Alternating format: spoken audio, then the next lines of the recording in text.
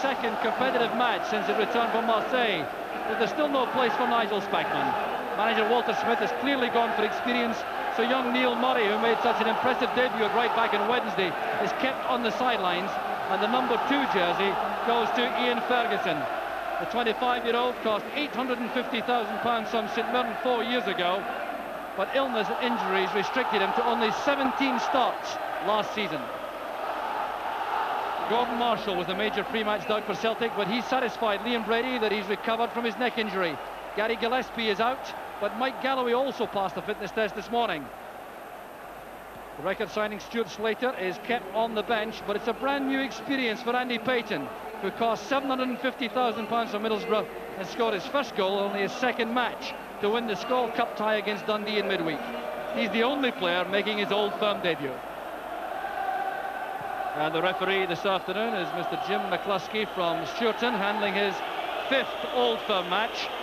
It's his 7th season as a FIFA official and his 9th as a Grade 1 referee in Scotland.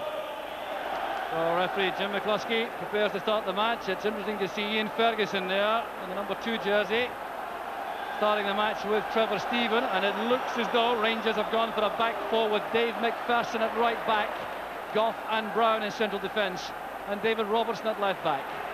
There's Ferguson in a midfield role. Stuart McCall's first tackle. And asking too much there of David Robertson. So a very interesting tactical formation sent out by Walter Smith for Rangers.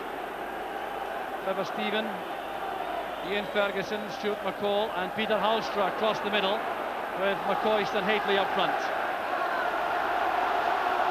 And McCoist policed all the way there by Tony Mowbray. McCoy starting the season as he ended last season scoring goals. He's found the net 7 times already this season. A long throw from Robertson, that's well taken by Marshall. That will reassure those Celtic supporters behind him that he's fully fit. Here's Brown.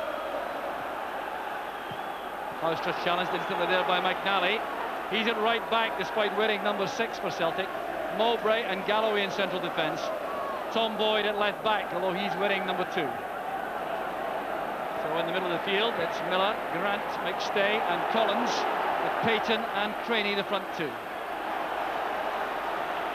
So both sides operating here in 4-4-2 formations early on, although both ideally set up to switch to 4-3-3 when required. Halstra can go forward for Rangers and Miller for Celtic.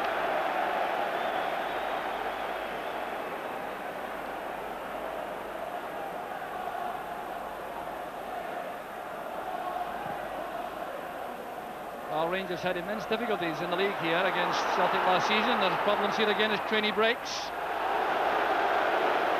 He does find such excellent positions up front for Celtic. 22-year-old striker, growing in confidence and stature. Scored 5 times already this season. Just got him again. Didn't seem in any way inconvenienced there with that kick out. Hateley's header was aimed for Halstra. Supported well by Robertson. Trevor Steven dummies the ball for Hateley. The chance is on for Steven. He's offside. It will not count. Superb play from Rangers, but the flag was up before Steven delivered the shot. There's Hateley there. Steven has made the run just to the left of the picture there and was clearly caught in offside position at that point. The linesman's flag, I can tell you, was up before the ball hit the net, but it must have been a very tight decision indeed.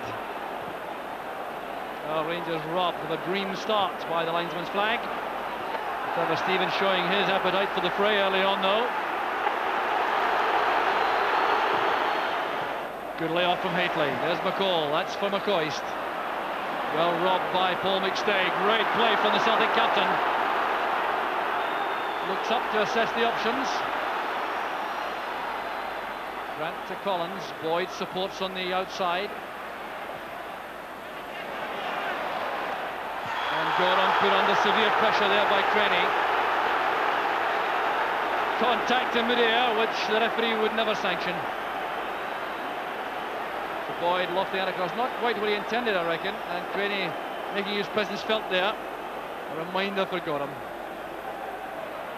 Mowbray with the pass back, remember, Gordon Marshall has to play this with feet only.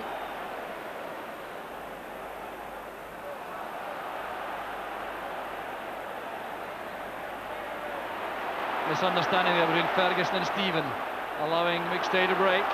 Shooting chances on. That's a fine effort from Paul McStay, looking to open his scoring account for the season. But much more important, give Celtic the kind of start they want. A lot of space given to Paul McStay here.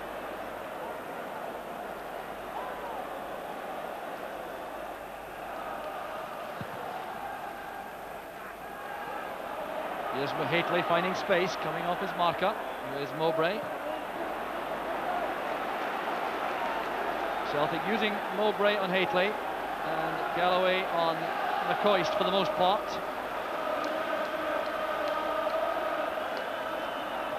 Mowbray doing extremely well once again. This is McCall. Good hustling tactics there by Miller for Celtic.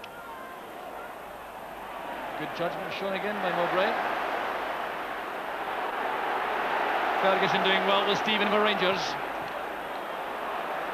Well, I'm sure that ball was meant to go right across to Dave McPherson, and Stephen intercepted.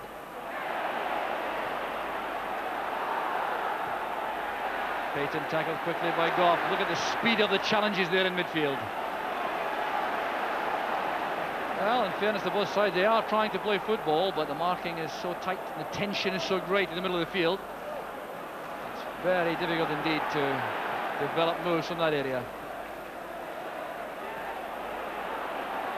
Galloway did well. That's McStay. Now Collins. Craney turning well away from Brown. Trying to make space for a shot himself. It's good play by Craney. Well, that move has brought Archie Knox, the Rangers assistant manager, to his feet on the track, because he's very concerned about the ease with which Jerry Craney picked his way through the Rangers defence. Away from Brown once, then twice, not closed down quickly enough, and Craney is very disappointed in the lack of accuracy in this finish. Look at the way he took on John Brown again, taking him on his weaker side, the right, then setting himself for the shot. He had plenty of time to do that. Very close indeed.